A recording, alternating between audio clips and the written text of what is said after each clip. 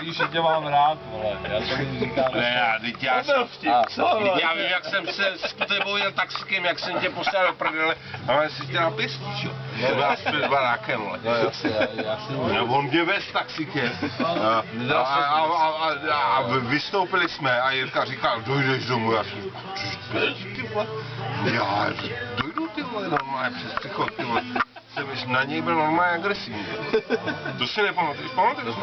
No? Ale tak Jirko bych v životě nedal. Ale tak... Málo mi dal pěstí, ale... A to je to. A teď představ si, že se normálně na nějaké setkání partnerů, ale jako tam najednou, já tam stojím venku, jo, a pozor, to je normálně na film, ne? Ale jako tam jsou nějaký dva parádní borci a začali se objímat.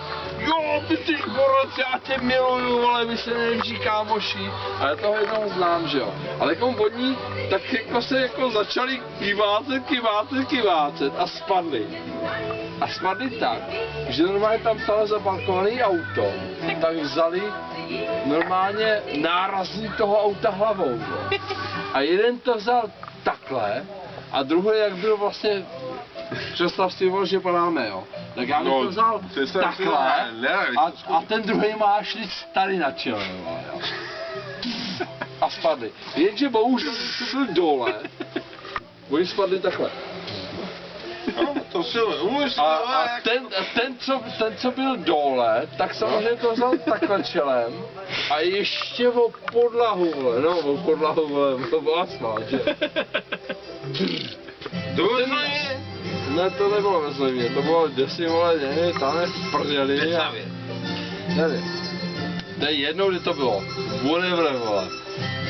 A teďko ti frajeři vstali, který neměl užinou hlavu a ten druhej hlavně. zpomaleně, vole. Ale teďko mu krev, protože vzal to. A já ho potkal. A potkal jsem ho s odstupem asi 20 dnů a říkám, ty vole, co jste tam dělali s tím homolou? A já toho jednoho kluka znám, co tam jako byl. A on říkal, ty vole, já jsem měl těžký otřes mozku.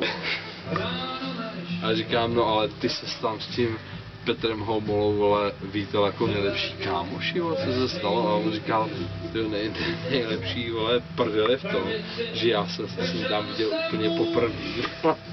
A oni se tam jako my se kámoši, vole, mrt, že jo.